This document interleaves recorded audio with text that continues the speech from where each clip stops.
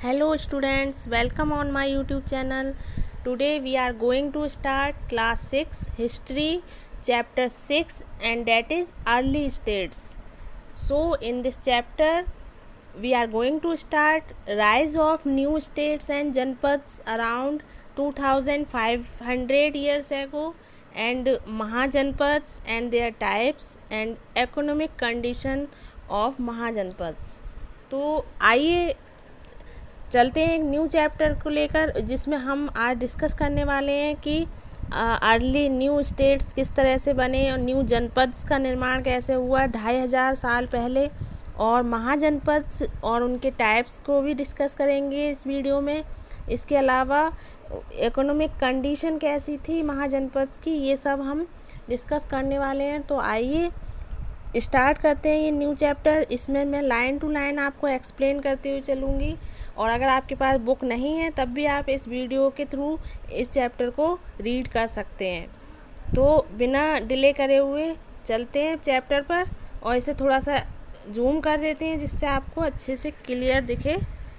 तो rise of new states and janapads around 2500 years ago, लगभग 2500 साल पहले नए राज्यों और जनपदों का उदय।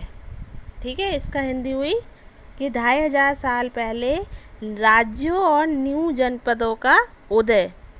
तो देखते हैं during Vedic age the Aryans migrated from Sapta Sindhu to the Ganga valley and spread towards the east of Bihar.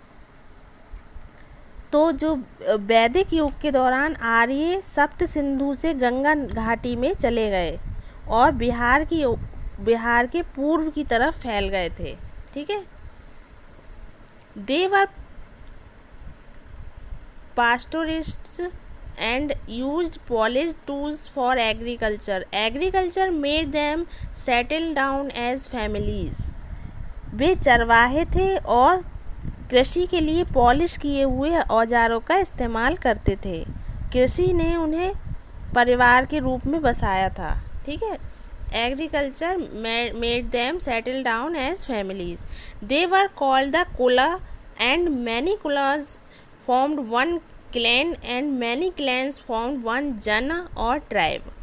Each jana had a raja. The rajas were probably chosen by the people of the जन।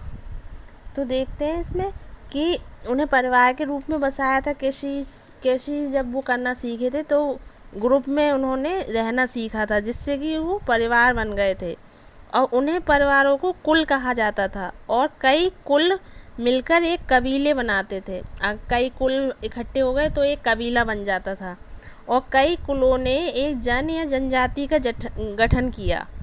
ठीक है, और प्रत्येक जन का एक राजा होता था। जैसे कई कुल मिलके एक पूरा वो बन गया जिसे उन्होंने जन या जनजाति का नाम दिया और उस जनजाति का जो हेड होता था वो एक राजा होता था। ठीक है, the rajas were probably chosen by the people, और जो राजा थे उन्हें लोगों के ही द्वारा चुना जाता था।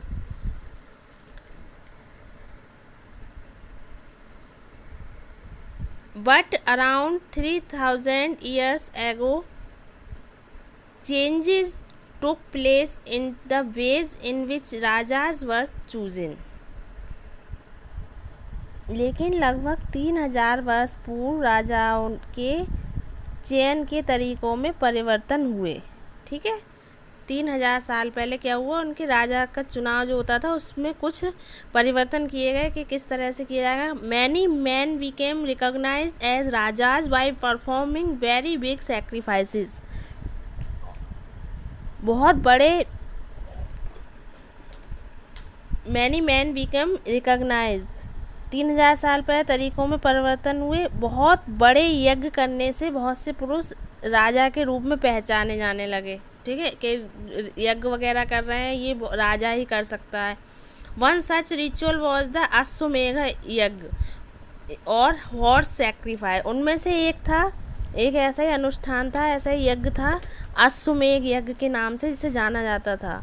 ठीक है, या अश्व यज्ञ कहा जाता था। इसमें क्या होता था, a horse was let loose to wander freely in any territory. The rajas man guarded it. The horse wandered in the kingdom of other rajas, and if they stopped it, they had to fight a battle with the raja who owned the horse. इसमें क्या होता था कि एक घोड़े को किसी भी क्षेत्र में स्वतंत्र रूप से घूमने के लिए छोड़ दिया जाता था और राजा के आदमी उसकी रखवाली करते थे। और घोड़ा जब क्या होता था कि अगर अन्य राजाओं ने और राज्य के लोगों ने उसे रोका तो वो उन्हें घोड़े के मालिक के साथ युद्ध करना पड़ता था। ठीक है, घोड़े के मालिक के साथ युद्ध करना पड़ता था। If they permitted it to pass, it means they accepted that the raja who wanted to perform the sacrifice was stronger than them. और अगर उन्होंने इसे जाने दिया तो इसका अर्थ होता था कि उन्होंने स्वीकार कर लिया है कि जो राजा यज्ञ करना चाहता है वह उनसे ज़्यादा शक्तिशाली है। या तो वो ये स्वीकार कर लें कि वो जिसने घोड़े को छोड़ा है वो राजा उनसे ज़्यादा शक्तिशाली है, या फिर वो उसको पकड़ लें और अगर पकड़ेंगे तो उस राजा के साथ उनको युद्ध करना पड़ता था। These rajas were then invited to the sacrifice performed by specially designated priests who were rewarded with gifts. The raja organizing the sacrifice was recognized as being very powerful, and all those who came were gifted for them. और इन राजाओं को तब विशेष रूप से जो विशेष पुजारी होते थे, पुजारियों द्वारा किए जाने वाले बलिदान के लिए आमंत्रित किया गया था, जिन्हें उपहारों से पुरस्कृत किया जाता था, है ना।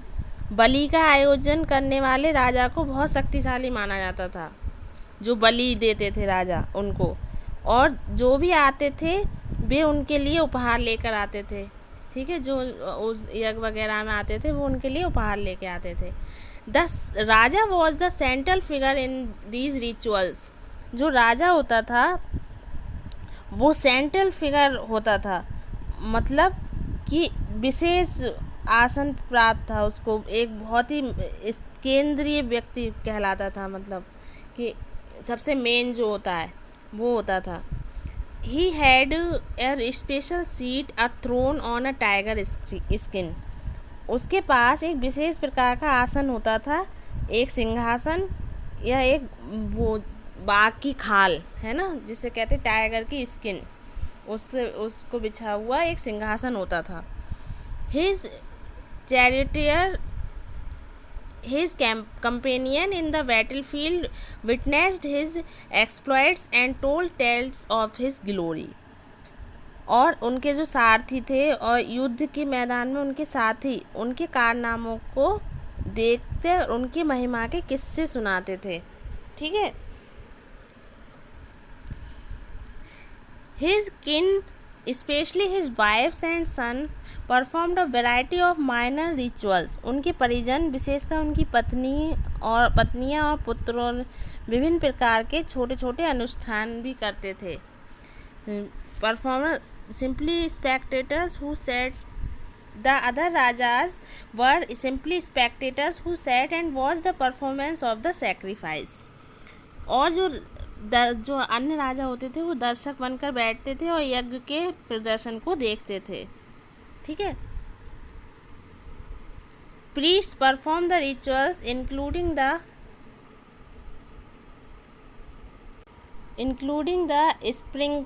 sprinkling of sacred water on the king. वो क्या करते थे, जो पुजारी होते थे वो पवित्र जल राजा के ऊपर छिड़कते थे। The ordinary people, the wish और वैश्य ऑल्सो वॉट गिफ्ट्स, और साधारण लोग जैसे वैश्य लोग जो होते थे वो भी उपहार लेकर आते थे उनके लिए। The so called lower caste, the Shudras were excluded from such rituals, और जो शूद्र लोग होते थे, निचली जाति के लोग होते थे, उन्हें इस प्रकार के अनुष्ठानों से दूर रखा जाता था। वो इनमें पार्टिसिपेट नहीं कर सकते थे, मतलब उनमें आने की अनुमति उनको नहीं थी। अब देखते हैं महाजनपद एंड देयर टाइप्स, महाजनपद और उनके प्रकार। ठीक है, ये थोड़ा सा जूम देख लीजिए, आपको क्लियर होगा। By 600 BC settlers had cleared various tracts in the Ganga plain. Each of these were held by a ruling clan comprising various tribes. 600 वर्ष ईसा पूर्व जब क्या होता था, पूर्व तक बसने वाले गंगा के मैदान में विभिन्न इलाकों को साफ कर दिया था। मतलब वो जो गंगा का प्लेन एरिया था उसको साफ करके वहाँ रहने लायक बना दिया गया था। फिर each of these were held by a ruling clan compressing various tribes. इनमें से प्रत्येक पर विभिन्न कबीलों वाले एक शासक कबीले का अधिकार था। कबीले वाले लोग रहते थे वहाँ पर, ठीक है। These small states were called the जनपद। इन छोटे राज्यों को जनपद कहा जाता था। फिर क्या हुआ कि with the passage of time these janapads conquered the neighbouring territories and thus were formed the mahajanapadas. समय बीतने के साथ क्या हुआ, इन जनपदों ने पड़ोसी क्षेत्रों पर विजय प्राप्त कर ली और ये महाजनपद बन गए। A little before the time of Gautam Buddha.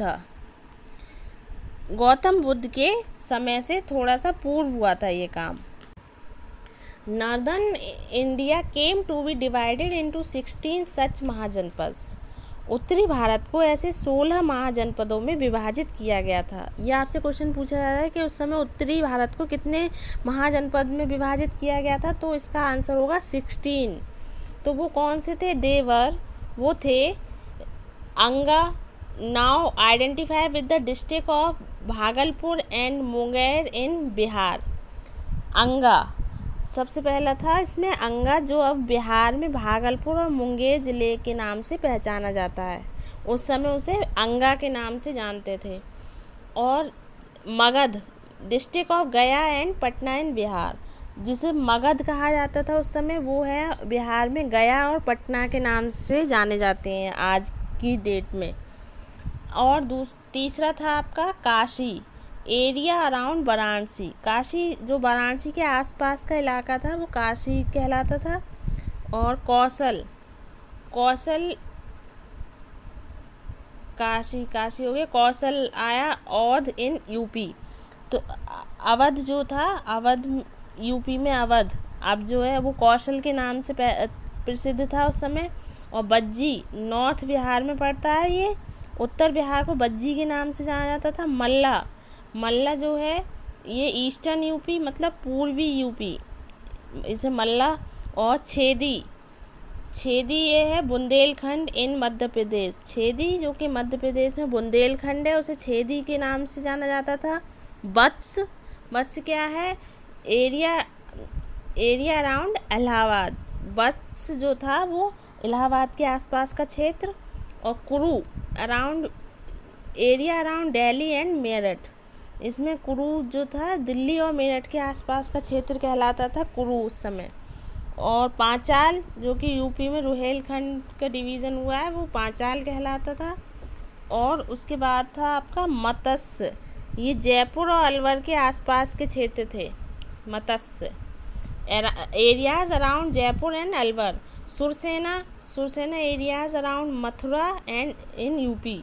Surasena Mathura के आसपास का क्षेत्र। और यूपी में अस्का, गोदावरी वैली है ना, गोदावरी घाटी में अस्का। और अवंती जो मालवा और मध्य का एक हिस्सा था। ठीक है, तो ये सब जो थे कितने स्टेट्स में डिवाइड किया गया था, कितने महाजनपद में? 16 महाजनपद थे। तो ये 16 के 16 आपको पता होना चाहिए कि कौन कौन से थे। आप अंदर की डिटेल हटा के आप गिन लेंगे तो आपका आराम से क्लियर हो जाएगा। जैसे कि अंगा है, मगध, काशी, कौशल, मल्ला, वत्स, कुरु, पांचाल, मत्स्य, सुरसेना और अस्का, अवंती, ये 16 थे।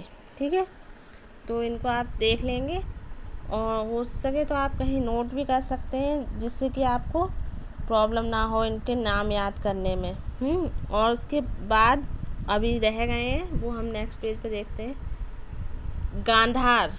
गांधार जो कि अफ़गानिस्तान का हिस्सा है। एंड कम्बोज, जो तो कश्मीर और अफ़गानिस्तान का पार्ट है, ठीक है। तो ये जो थे इस तरह से ये 16 थे कुल मिला के। इन महाजनपद में क्या होता था, among these mahajanapada some were kingdoms while other were republic. इनमें से कुछ राज्य जो थे, कुछ तो राज्य थे और कुछ गणतंत्र थे, है ना। तो आइए देखते हैं, let us now study about them. आइए उनके बारे में अध्ययन करते हैं। तो देखेंगे हम इसका द पॉलिटिकल सिस्टम, मतलब राजनीतिक व्यवस्था कैसी थी महाजनपदों में। महाजनपद है 2 टाइप्स ऑफ पॉलिटिकल सिस्टम। महाजनपद में 2 प्रकार की राजनीतिक व्यवस्था थी। सबसे पहले की आज हम डिस्कस करेंगे, दूसरी हम अपने नेक्स्ट वीडियो में डिस्कस करेंगे। ये आपका इस चैप्टर का पार्ट 1 है। पार्ट 2 हम बाद में अपलोड करेंगे, क्योंकि बहुत लेंदी चैप्टर हो जाता है तो फिर समझ में नहीं आता है। आप थोड़ा थोड़ा करके पढ़ेंगे तो आपको ज़्यादा क्लियर होगा। तो राजशाही व्यवस्था, जिसे हम मोनार्चियल, ये क्या है, एक मिनट। महाजनपद है 2 टाइप्स, और मैंने आपको बताया 2 टाइप की पॉलिटिकल सिस्टम था उसमें। एक तो रिपब्लिक था और मोनार्कियल था, जिसमें ये एक आज हम पढ़ेंगे मोनार्कियल के बारे में। तो इसमें राजशाही सिस्टम था ये। The following were the features of monarchial system. तो इसमें क्या, सिस्टम में क्या क्या वो थी विशेषताएं, तो वो देख लेते हैं। States were ruled by Kings, जो राज्य थे उन पर राजाओं का शासन था, ठीक है। और किंगशिप वॉज हेरिडिटेटरी, मतलब कि उनमें जो राजस्व था वो वंशानुगत था। एक के बाद एक, अगर एक की शासक की मौत हो जाती थी तो उनका बेटा या उनके ख़ानदान का कोई, इस तरह से वंशानुगत चलता रहता था। King was very powerful and was the law maker, और जो राजा थे वो बहुत शक्तिशाली था उस समय के, और कानून को बनाने वाला था। कानून जो थे वो राजा के द्वारा ही बनाए जाते थे, लॉ और ऑर्डर जो भी थे। King had a strong army and well क्या लिखा है, कॉन्सिटेड एंड प्रोटेक्टेड रोड्स। तो राजा के पास जो थी एक मजबूत सेना और अच्छी तरह से जुड़े हुए संरक्षित सड़कें थीं, ठीक है। The king's power was normally confined to within his tribe members only. राजा की शक्ति आमतौर पर केवल उसके गोत्र के सदस्यों के भीतर ही सीमित थी, ठीक है। Kingdoms always nearly came up in fertile areas so that they were quite rich. Examples are Magad, Avanti and Kaushal states. तो राज्य हमेशा लगभग मतलब जो फर्टाइल क्षेत्र थे, उर्वरक शक्ति जिनमें उर्वरक क्षेत्र थे, उन्हीं में राज्य बने हुए थे। तो इसीलिए वो काफ़ी समृद्ध थे, क्योंकि वहाँ की जो ज़मीन थी फर्टाइल थी, जो फसल की पैदावार होती थी वो सब अच्छी होती थी। इसलिए जो राज्य बने थे वो फर्टाइल क्षेत्र में ही बने हुए थे। जैसे कि उदाहरण के लिए मगध हो गए, अवंती और कौशल, ये सब फर्टाइल स्टेट्स थे, ठीक है। तो इसमें हमने 16 महाजनपद के बारे में देखा और उनकी पॉलिटिकल सिस्टम को डिस्कस किया। अब रिपब्लिक सिस्टम से हम नेक्स्ट वीडियो में डिस्कस करेंगे। आई होप आपको ये चैप्टर समझ में आया होगा, और ये आप पूरा वीडियो देखें। ये फर्स्ट पार्ट देखने के बाद आप सेकंड पार्ट भी मेरे चैनल पर देख सकते हैं इसके बाद। ओके, हम नेक्स्ट वीडियो में फिर से मिलेंगे। तब तक के लिए bye bye and take care.